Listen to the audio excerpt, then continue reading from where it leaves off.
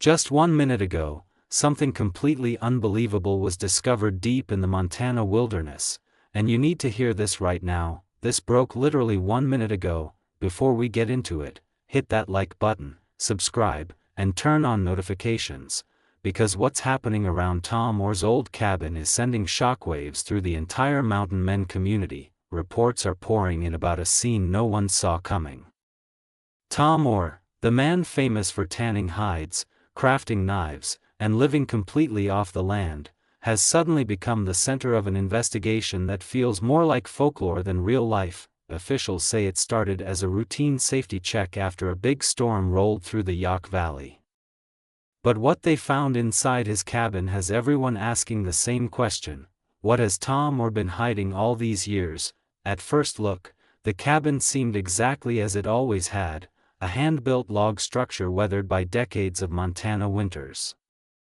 Hides hung from the rafters, half-finished bows leaned against scrapers and knives, the everyday tools of a man who lived by his hands and his knowledge. The familiar smell of smoke and leather hung in the air, comforting to anyone who ever knew Tom. But something felt off. Inspectors noticed the main door was locked with heavy iron latches, far more secure than any remote homestead would normally need. When they finally forced it open, the interior stopped them cold. Everything looked untouched, frozen in time, as if Tom had simply stepped outside moments earlier. Beneath that quiet surface, though, the cabin was hiding secrets. In one corner sat old crates sealed with thick layers of wax and marked with symbols no one could identify. A nearby workbench held tools arranged with eerie precision. Then one inspector spotted an uneven section of floorboards near the fireplace. When they pried it up, they found a narrow wooden hatch dropping straight into darkness. They hesitated. The air coming up from below was icy. A flashlight beam caught shelves that faintly shimmered in the dim light. Inside were jars filled with unknown substances, rolls of parchment, and scraps of brain-tanned buckskin covered in handwritten notes. Clearly, someone had been working down there, and recently. Authorities were called immediately. When they arrived, they found Tom Oar waiting outside. Witnesses say he didn't look surprised at all. He looked tired, almost relieved. One local claims he muttered something under his breath just before the officials went in. For now, investigators won't say exactly what they found beneath the cabin, but insiders are already hinting that this discovery could rewrite everything we thought we knew about the solitary life Tom Oar lived off the grid. Some believe it's a lost archive of his life's work. Others whisper it's something he never wanted the world to see. As night falls over the Yaak Valley, one question hangs over everyone who ever knew him. If Tom Oar didn't build that hidden space for his hunting and crafting, then what was it really for? Investigators went under Tom Oar's cabin expecting to find old hunting gear, maybe some forgotten hides or extra tools. What they actually discovered felt more like a secret vault, an underground archive carefully built and deliberately sealed away. The air down there was thick and cold, carrying the smell of leather, smoke, and something faintly chemical that had no place in a mountain cabin. Rows of shelves lined the narrow chamber, dusty but perfectly organized. There were preserved animal organs, feathers, bones, and strange plants that gave off a faint glow under flashlight beams. Tucked among them were hand-bound journals with brain-tanned buckskin covers, sealed in wax and labeled with cryptic titles like Hide Study and Project Second Skin. To some it looked like the work of a craftsman obsessed with perfecting his art. To others it looked closer to scientific research than simple tanning or trapping. On a small wooden table lay an array of tools: scrapers, knives, scalpels, magnifying lenses, and several crude instruments that seemed half handmade, half experimental. Some were rusted with age, others looked freshly used. Whoever had been working in that space hadn't left long ago. Against the far wall stood several old crates. Some tools carried faded U.S. Forestry Service markings, others were stamped Fed Bio, suggesting they once belonged to a government research project. When one crate was opened, it held reels of film, labeled in Tom's own handwriting. One reel was marked Cycle 18, Observations of Hide Reversion.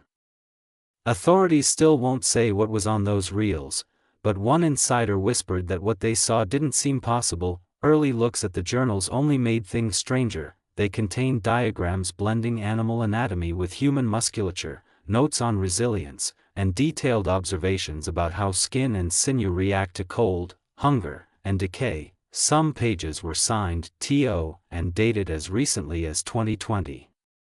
Others had no signature at all, as if someone else, someone unknown, had been writing alongside him. In the corner, investigators found a wooden chest filled with bones. Most were animal, but a few were unmistakably human. Whether they came from old hunts or something far more recent is still unknown. When questioned, Tom said almost nothing. Witnesses say he stood silently by the cabin door, his weathered face impossible to read. One inspector swore he heard Tom whisper before walking away, "They weren't supposed to find that yet." That single sentence has ignited endless speculation. Who was they? Most unsettling of all, what kind of discovery could drive a man like Tom Oar, known for his honesty, his deep respect for nature, and his simple way of life, to hide something so carefully beneath his own home? By morning the clearing around Tom's cabin had lost its peaceful feeling. Yellow tape circled the trees. Officials swarmed the property, cataloging every item. Generators hummed where forest silence usually reigned. For the first time in decades his private sanctuary was filled with strangers who didn't understand his world. Carefully moving among shelves, tools, and crates, the air felt thick with tension, heavy with the weight of something being uncovered, as if the isolated life Tom had built was now exposed, examined, and no longer his alone. Inside, the evidence continued to stack up. Every jar, every tool, every handwritten page was bagged, tagged, and numbered. Tension grew as whispers spread among the officers. This no longer felt like a simple local matter. Some said it looked more like a government operation. Others stayed quiet. What unsettled them most wasn't just what they found, but why it was there at all. What was Tom Oar, a man famous for simplicity, doing with materials that looked like secret research? As the last officials packed up and the cabin fell silent again, one question lingered in the cold Montana air. Was Tom Oar studying the wilderness, or trying to change it? Then he spoke, calm, steady. He didn't deny that what lay beneath the floor belonged to him. Every piece, he said, was there for a reason. The land remembers what people forget. I only kept it safe. That one statement sent ripples through the investigators. What did he mean by, kept it safe? What exactly was the land remembering? When reporters pressed him about the crates marked with federal codes, Tom didn't flinch. Those markings don't belong to me, he said quietly. They belong to what came before us. Then he turned and walked away, leaving the officers stunned and the air thick with unanswered questions. In the hours that followed, multiple agencies arrived, environmental officials, preservation experts, even federal agents. Leaked reports hinted that some items recovered from beneath the cabin were far older than anyone expected, possibly predating Tom's ownership of the land. Could he have discovered something ancient while rebuilding his home, and decided to protect it? Those who knew Tom insist he would never harm the land, that everything he did was to shield it from exploitation. They say his only mistake was believing some truths were too powerful for the modern world to handle, but others see it differently. His secrecy and quiet intensity over the years suggest something deeper, perhaps an obsession that crossed a line. Neighbors remember him working late into the night in his workshop, long after the valley went dark, hammering, scraping, writing by the faint glow of his lantern. By midday the story had exploded online. Social media lit up with wild theories, ancient remains, biological experiments, hidden relics buried beneath the cabin. None of it has been confirmed, but one thing is certain: everything recovered from Oar's cabin is now under federal lock and key. Whatever secrets he kept, they no longer belong to him alone. And the questions about what he was truly working on remain wide open, fueling speculation and unease throughout the valley. For decades people saw Tom as the living symbol of simplicity, the craftsman who turned raw nature into beauty. That image has been shaken. What if the quiet man of the wilderness wasn't just making tools and clothing from hides, but protecting something the rest of the world was never meant to see? Through it all, Tom showed no fear. To him it didn't feel like an accident or a crime. It felt more like a message finally being revealed. As the sun dropped behind the mountains, the cabin sat in eerie silence. Officials were gone. Lights were out. Only the wind moved through the trees, yet people passing by that night swear they saw a faint flicker from the cabin window, as if someone was still inside, still working. Whatever truths lie beneath that cabin, one thing is clear: this isn't the end of Tom Oar's story. It's the beginning of something much larger, something that might finally explain why he always said the wilderness wasn't just his home, it was his witness. When investigators returned for a second sweep, they didn't expect to find anything new. The first search had already uncovered plenty: strange tools, journals filled with coded sketches, carefully organized shelves. As officers moved through the dim workshop, one noticed a panel behind a row of old hides that didn't match the others. The wood grain ran the wrong direction. When tapped, it sounded hollow. Uneasy looks passed between them. Slowly they pried the panel loose. Behind it was a hidden space no bigger than a closet. The air rushing out smelled of oil, leather, and something metallic. On a wooden table beneath a stretched piece of buckskin lay a shape that froze every flashlight in place. Officers held their breath as the cover was lifted. What they saw was unlike anything in any report. It wasn't animal. It wasn't human. Every instinct told them this was deliberate, studied, and hidden for a reason. For the first time, the workshop no longer felt like a craftsman's space. It felt like a lab, guarding secrets no one was meant to uncover. The figure beneath looked skeletal, but its proportions were wrong. Its arms were far too long for any human. Fingers narrow and jointed in unnatural ways. The rib cage curved strangely, defying any explanation the officers could think of. The skull was elongated, the jaw delicate. Every bone had a faint metallic sheen, as if coated in something unnatural. It felt both familiar and completely alien at the same time. Even stranger, the remains showed no decay at all. Whatever had preserved them had done so perfectly. Some investigators thought it was an elaborate hoax. Others weren't convinced. There was too much precision, too much purpose, for it to be a joke. Next to the table lay an open journal. The handwriting was unmistakable, Tom's own, written in faded pencil. The entry was short but chilling: found near the creek bed. Movement before stillness. Structure beyond pattern. Not decay, change. The date read October 2020. The discovery instantly shifted the tone of the entire investigation. What had started as a routine safety check had become something far stranger. Authorities called in forensic experts from across the state. Soon specialists and federal agents filled the small clearing, setting up tents and scanners around the cabin. Early analysis only deepened the mystery. The bones didn't match any known animal. Their density was different from human remains. Some sections looked freshly preserved. Others seemed ancient, as if time itself had no effect on them. Inside the cabin more clues emerged. Hidden in a leather pouch were sketches labeled "Adaptive Study" and "Reversion Notes." The drawings mirrored the strange figure under the buckskin. If these pages truly belonged to Tom, it meant his work went far beyond tanning or crafting. He hadn't just lived off the land. He had been documenting the boundary between survival and something far more primal, tracing forms and functions that defied normal understanding.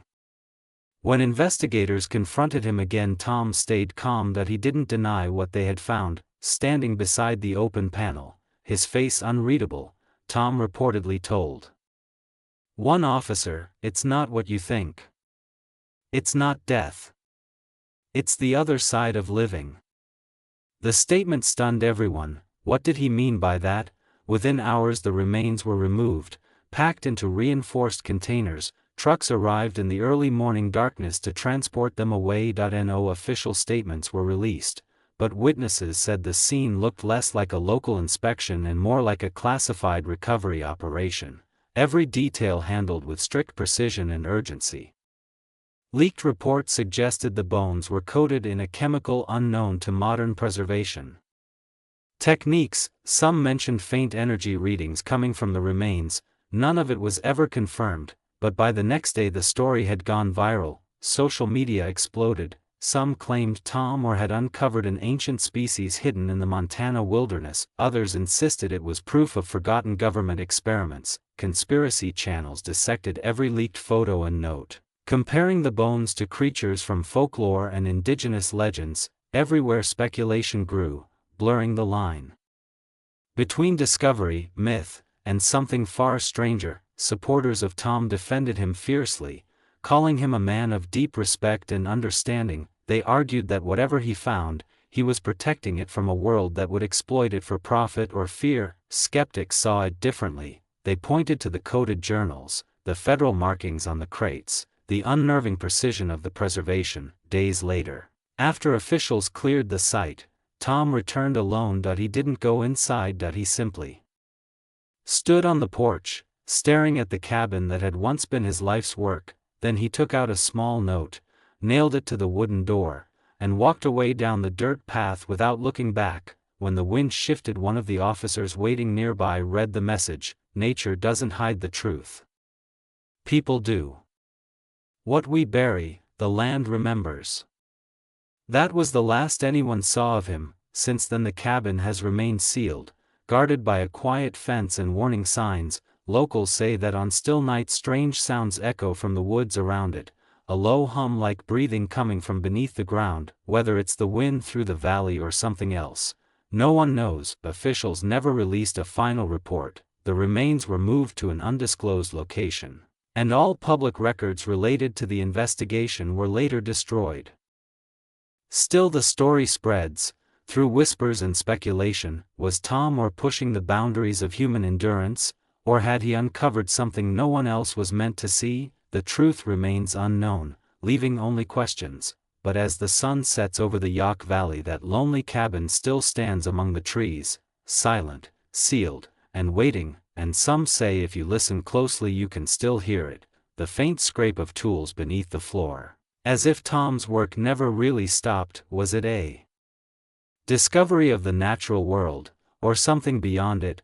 Those sounds only deepened the mystery, sparking a frenzy among those desperate to understand what he meant. Meanwhile, federal vehicles kept arriving at his quiet property in Montana's Yaak Valley, removing crates and sealed containers under heavy guard. Officials maintained complete secrecy, refusing to confirm whether the remains found under the cabin were human or something else. Locals whispered that Tom's demeanor had changed. He stopped taking orders for his handmade knives and buckskin gear. He no longer traded at the small store down the road. He spent hours by the river, alone. The wilderness that once felt peaceful now seemed different, as if something unseen stirred beneath it. What began as a routine inspection had turned into one of the strangest cases the region had ever seen. Rumors spread that the journals recovered from Tom's cabin contained observations far beyond ordinary science. Many believed the strange skeleton wasn't the only secret hidden beneath those logs. Questions grew, and the quiet Montana Valley became a place where the line between curiosity and something far stranger blurred. Weeks later, investigators returned for a second sweep, expecting nothing new, but a forensic team noticed cracks forming along the cabin's foundation. Soil scans revealed hollow spaces beneath the ground, too deep and too structured to be natural. When they dug, their shovels struck wood, thick beams, weathered but sturdy, reinforced with metal bands. Someone had built something carefully beneath the cabin. They found the entrance, a narrow shaft dropping into a network of tunnels, the passages twisted through the earth like veins, supported by timber posts and old lantern hooks. Every surface showed marks of careful craftsmanship.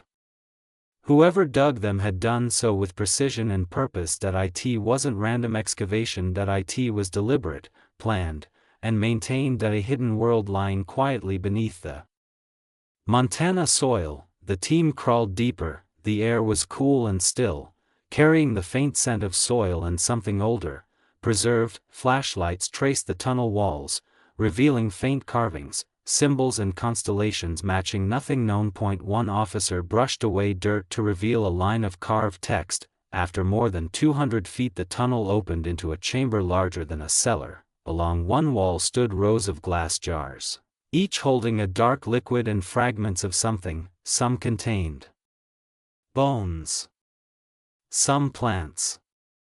Others were unidentifiable. Light made them shimmer faintly, almost as if alive. Rusted cages stood nearby, hinges fused with a GE.I. In the center of the chamber a broad wooden table was covered with sketches and maps. These weren't simple hunting charts, they showed Montana's wilderness marked with cryptic symbols connected by thin lines. Investigators compared them to regional maps.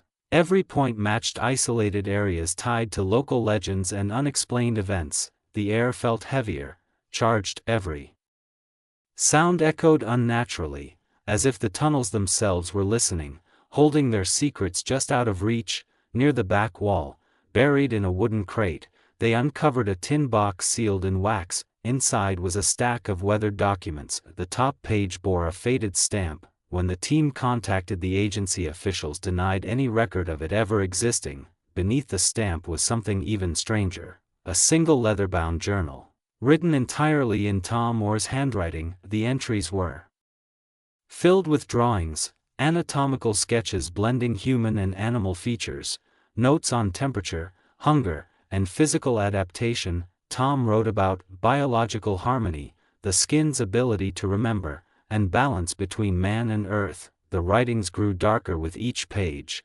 shifting from observation to obsession. Then toward the end one entry stood out. It was dated decades earlier. Written in red ink. He described finding remains near a frozen creek bed, bones that belonged to neither man nor beast. The passage detailed how the skeleton glowed faintly at night, a bioluminescent film seeping from its pores. He wrote that he hid it to protect it from the eraser of progress, fearing that once science touched it the truth would vanish. The final entry was short and uneven, as if written in haste. They're waking again beneath the ridge. After that the pages stopped. And so did Tom. He disappeared before officials could question him again. His old pickup was found near the tree line, keys still in the ignition. The porch of his cabin looked untouched, tools lined neatly, boots by the door. It was as if he had simply walked into the woods and never looked back. The government sealed the tunnels within a week, calling the site a biological hazard. No official report was ever released. But stories began spreading faster than they could be silenced. Locals claimed the ground near the cabin glowed faintly at night, a soft golden light rising through the soil where the foundation once stood. Others said the glow wasn't light at all, but something living, breathing beneath the surface. Those who ventured close told unsettling stories. Their compasses spun wildly, cameras refused to focus. Some heard muffled sounds beneath the dirt, the faint rhythm of metal scraping against stone, the sound of tools striking the earth. One forest ranger who stood guard for a short time quit his job soon after. The ground moves out there, he said. It breathes under your boots. To this day no one knows what Tom Oar found, or what found him. Some say he uncovered something ancient, proof that the natural world still holds remnants of its earliest experiments. Others believe he became part of the thing he was studying, merging with it, crossing the invisible boundary he had spent his life testing. Whatever happened, the Yaak Valley has never been the same. The site remains fenced off, reclaimed by weeds and moss, guarded by silence. The official notice posted on the perimeter reads, "Private property. No trespassing." But locals say no one needs the reminder. The forest itself seems to warn visitors away. Even now, every winter, when the snow melts and mist hangs low in the valley, travelers say they see a faint orange glow flickering deep among the pines. It drifts slowly, like a lantern carried by someone moving through the trees. Some insist it's just hunters, but others are sure it's Tom Oar, still roaming the tunnels he carved, guarding what the earth entrusted to him. If you stay long enough, with the cold air on your face, you might hear it too. A faint rhythm rising from beneath the soil. Months passed after Tom Oar disappeared. The government took control of the cabin and tunnels, but rumors in the valley only grew louder. Hunters, hikers, and the curious spoke in hushed tones about strange lights and sounds. Some insisted they saw shadows darting beneath the snow, others said they'd found glass jars half buried in the dirt, holding fragments that glowed with the same faint bioluminescence Tom had written about in his journals. One morning a group of independent researchers got a tip: the tunnels under the cabin weren't completely sealed. Beneath a tangle of roots and moss they discovered a narrow vent that had been overlooked. It was just big enough for one person to crawl through, and it looked untouched, as if someone had meant for it to be found. After about 150 feet the vent opened into a low tunnel with shelves carved directly into the stone walls. Each shelf held glass containers filled with strange artifacts, bits of feathers, bones, seeds, and plants, but none of them looked familiar. A few of the bones had extra joints that didn't make sense, like they belonged to something no one had ever seen before. A low vibration hummed through the floor, almost as if the ground itself were breathing. Before they left, the team documented everything. Outside, the valley looked the same as ever. The trees swayed in the breeze. Birds called in the distance, but underground something ancient was still there, waiting. Whatever the truth, one thing is certain: what they found in Tom Oar's cabin, and beneath it, will forever change the story of America's last mountain man, and perhaps the story of mankind itself. The man once praised for teaching people how to live simply and survive in the wild had uncovered something far more complicated, and far stranger than anyone imagined: the artifacts, bones, tunnels, and journals told a story that stretched across decades. It tied together human endurance, evolution, and the hidden forces of life that the modern world had stopped noticing. It was a story driven by curiosity, obsession, and a kind of respect for nature that went deeper than survival. By protecting these discoveries, or hadn't just preserved specimens, he had guarded a secret the earth itself still seemed to remember, yet or was gone. Some say he disappeared into the wilderness on purpose, leaving behind his work as a kind of message, or maybe a warning. Others think he became something else, part of the natural world he spent his life studying. The tunnels are sealed now. The specimens are locked away by the government, but the questions haven't gone away. Were those skeletons just odd evolutionary leftovers, or something more, something caught between human and whatever comes after? If the cycles he wrote about are still happening, what's waiting under the forest floor? Still hidden. The local community hasn't been the same since. Hunters stay away from the ridges, hikers avoid the preserve. Even experienced naturalists speak about the Yak Valley in quiet tones. Oar's story has shifted from that of a rugged hermit to a kind of guardian, protecting secrets that might be too dangerous or too sacred for anyone else to uncover. For now the valley rests in quiet, but those who remember the journals, the hidden chambers, and the faint glow in the bones know the earth doesn't forget. Some truths, no matter how deep they're buried, eventually rise again. In the end, Tom Oar's story isn't just about survival anymore. It's about the relentless drive to understand. The thin line between science and awe, and the mysteries that lie just beyond what we can grasp. His work forces us to think again about what we know, about our place in nature, and maybe even about what it means to be human. As the wind moves through the trees of the Yak Valley, one thing is clear: the cycles he wrote about are still unfolding, steady and unseen. Somewhere beneath the soil life keeps going, changing, and waiting. The mountain man is gone, but the secret he guarded lives on. As a quiet reminder of the wild, of humanity, and of the mysteries buried deep within the world we think we understand. What do you think? Let us know in the comments. If you enjoyed this video, like, share, and subscribe to the channel for more stories like this. Before you go, make sure to check out the other videos playing on your screen right now.